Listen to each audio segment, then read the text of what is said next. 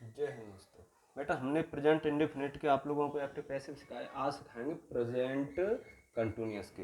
Active passive बहुत simple है। Present continuous के अगर आप सीखेंगे आप 1 मिनट में सीख जाएंगे, ये गारंटी है। वीडियो को बेटा ध्यान से देखना और अच्छे से कोशिश करना। जैसा कि हम जानते हैं कि प्रेजेंट कंटिन्यूअस में हेल्पिंग वर्ब इज, आर और एम, ये हेल्पिंग वर्ब आती हैं। अगर आपको पैसिव बनाना है तो हम केवल इसमें is being, B E I N G, being जोड़ देते हैं। Is being comma are B E I N G, being comma am और being, B E I N G. ध्यान रखेंगे बेटा प्रेजेंट कंटिन्यूअस के पैसे बनाते टाइम आपको करना क्या है कि इज आर एम वैसे हेल्पिंग वर्ब होता है टेंस का, लेकिन पैसे बनाने के लिए इज बीइंग, आर बीइंग या एम बीइंग का यूज करेंगे। लेकिन ये ध्यान रखेंगे ये जो हेल्पिंग वर्ब पैसिव में लगेगा ये नए सब्जेक्ट के अकॉर्डिंग लगेगा। ऐसा नहीं है जो पहले वाले में लगा आप उसी को लगाएंगे। हो सकता है पहले वाले में ऊपर एज लगाओ लेकिन पैसिव में आर आ जाए, तब आपको नए सब्जेक्ट के अकॉर्डिंग हेल्पिंग वर्ब लगाना। देखिए कैसे, जैसे मानो सेंटेंस है कोई, राम राम गीत गा रहा है। अब रहा है, रही रहे आगे प्रेजेंट कंटिन्यूअस का टेंस है, हमारा राम गीत गा रहा है। हम इसको बनाएंगे बेटा, देखो राम, राम आ गया। अब ये एक वचन सब्जेक्ट और एक वचन में क्या आता है, इज।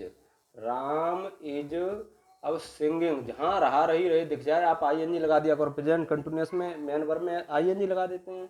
तो राम गीत गा रहा है, राम है के लिए इज, गा के लिए सिंगिंग, उसके बाद ए सॉन्ग। राम गीत गा रहा है तो राम के लिए राम, है के लिए इज, गा के लिए सिंगिंग और गीत के लिए ए सॉन्ग। रहा रही वाले कंटिन्यूस वाले वाक्यों में मेन वर्ब में आई एन जोड़ देते हैं। बेटा ये हो गया एक्टिव। अब देखो इसका पैसिव कैसे बनाएंगे।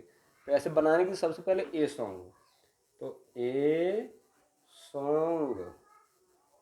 अब क्या लगाएंगे, एक वचन है ये ध्यान रखेंगे, इससे मतलब नहीं हमें इसको देखना। अगर ये एक वचन है तो इज बीइंग, और बेटा अगर ये बहुवचन है तो आर बीइंग। तो a song is being.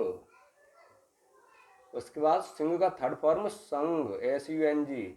A song यहाँ से उठा लिया, इज तो एक वचन इसलिए इज बीइंग। उसके बाद सिंग का थर्ड फॉर्म संग, ए सॉन्ग इज बीइंग संग बाई राम। हमने बना दिया बेटा, बिल्कुल सिंपल सेंटेंस, समझ में आएगा। सबसे पहले हम ऑब्जेक्ट को सब्जेक्ट बनाते हैं, नए सब्जेक्ट के अकॉर्डिंग हेल्पिंग वर्ब लगाना है। आप इज आर एम को इज बीइंग, आर बीइंग या एम बीइंग से बदलते हैं। तो एक वचन इसलिए इज बीइंग, यहाँ पर बहुवचन होता तो आर बीइंग लगा देते। सिंह का थर्ड फॉर्म संग और राम है तो भाई राम। अब देखो बेटा इसका एक और देखेंगे जिससे कि आपको अच्छे से समझ में आएगा। माना कि हमारे पास कोई सेंटेंस है, सीमा केले खा रही है। बेटा ध्यान से देखेंगे, सीमा केले खा रही है, इन कंटिन्यूस का टेंस होगा रही है, तो सबसे पहले इसका एक्टिव बनाएंगे आप। सीमा लिखा है तो सीमा, अब रही है, सीमा एक वचन है तो इज, खाना के लिए ईटिंग, ईटिंग। अब संत केले तो the bananas, B A N A S. ये हो गया सीमा केले खा रही है, सीमा के लिए सीमा, रही है एक वचन इसलिए इज, खा के लिए ईटिंग, केले के लिए दा बनाना। अब हम इसका पैसे बनाएंगे, ध्यान रखेंगे बेटा सबसे पहले दा बनाना जाएगा। तो the bananas, B N A S, the bananas. अब ये बहुवचन है, इसको ध्यान से देखेंगे। अगर ये बहुवचन है तो आर बीइंग, एक वचन में इज बीइंग, और अगर ये बहुवचन है जो यहाँ से आता है नया सब्जेक्ट है तब आर बीइंग।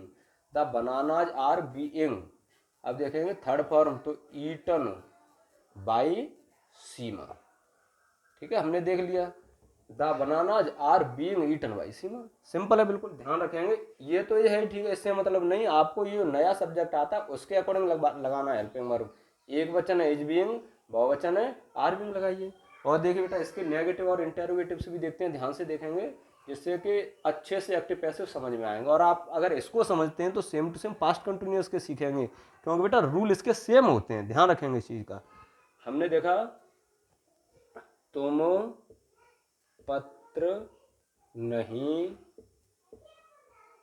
लिख रहे हो, बिल्कुल सिंपल सेंटेंस। नेगेटिव हमारा तुम पत्र नहीं लिख रहे हो, तुम के लिए यू, बहुवचन है तो are, you are not writing, WRITING, तुम के लिए यू रहे हो बहुवचन, आर नहीं के लिए नॉट, और लिखना के लिए राइटिंग ए लेटर, LETTER। हमने देख लिया you are not writing letter. Passive बनाएंगे सबसे पहले, ये एक्टिव हो गया बेटा, ये आपका पैसिव हो गया।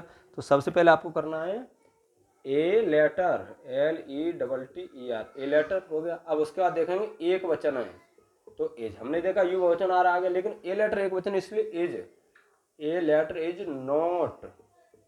अब बीइंग, BEING, बीइंग, उसके बाद रिटेन, WRI, मैन वर्ब का third form, written by you, written by you, Y O U. बस इस चीज का ध्यान रखेंगे, अगर एक वचन है तो एज, बीइंग और नॉट हमेशा बीच में लगेंगे। आप ये ध्यान रखिए, ये जो बीइंग शब्द है ये मैन वर्ब के साथ ही चलेगा, मैन वर्ब से अलग नहीं होगा। केवल एज, RM जो भी यहाँ पे आता है वो आगे पीछे होता रहेगा, लेकिन बीइंग इसके पास ही चलेगा बस।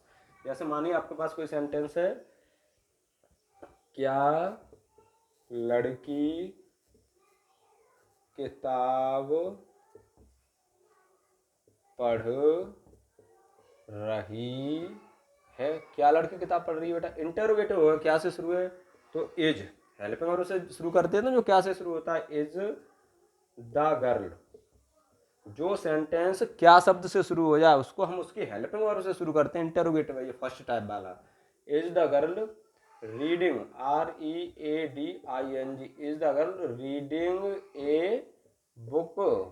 अब बेटा इसका पैसे बनाएंगे, बिल्कुल सिंपल है, सेम वही तरीका है। सबसे पहले देखो इज आ जाए, हम ए बुक को इधर लेके आएंगे। अब ए बुक जब इधर आएगा, मानो हमने लिख लिया ए बुक, अब क्योंकि इंटेरोगेटिव का पैसिव इंटेरोगेटिव भी बनता है, ध्यान रखेंगे इस चीज का। ए बुक एक वचन इसलिए इज आएगा, अगर ए बुक की जगह कोई प्लूरल बहुवचन होता हम लगा देते आर, लेकिन इज, और ए बुक एक वचन इसलिए इज।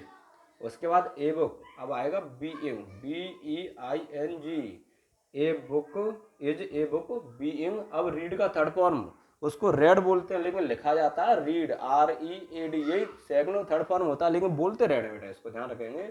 तो is a book being read या रेड बोलते हैं इसको बाई द गर्ल, GIRL। ये बेटा इसका इंटेरोगेटिव हो गया। सबसे पहले हम इसका इंटेरोगेटिव बनाएंगे, तो एक्टिव का इंटेरोगेटिव बेटा, एक्टिव पैसिव, एक्टिव का जो पैसिव होता है वो इंटेरोगेटिव ही बनेगा। ए बुक है तो ए बुक आएगा यहाँ पे, क्योंकि इज है, ए वो एक वचन है इसलिए इज।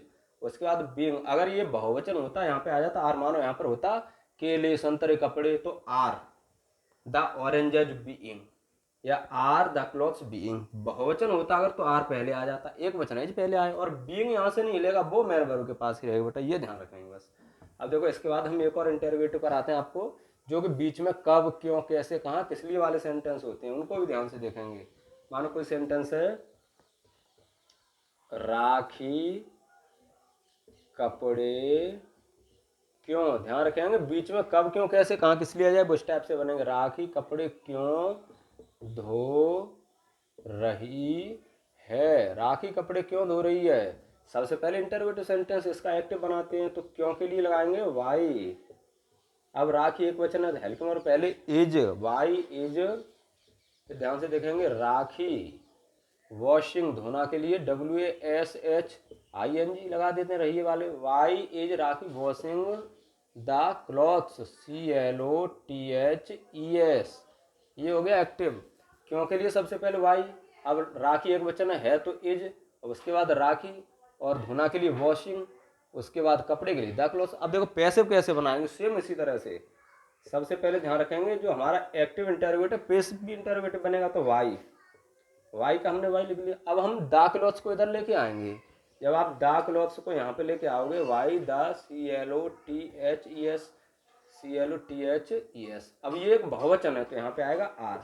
जैसा कि मैंने अभी बताया, अगर एक वचन होता तो इज, और बहुवचन है तो आर, क्योंकि इंटरोगेटिव का इंटरोगेटिव बनेगा, वाई का वाई, द क्लॉथ्स को आप इधर लेके आएंगे, ये बहुवचन है तो आर, उसके बाद द क्लॉथ्स, उसके बाद आएगा बीइंग, बीइंग के बाद मैन वर्ब का थर्ड फॉर्म वॉश्ड, ध्यान रखेंगे बीइंग और मैन वर्ब साथ चलेंगे।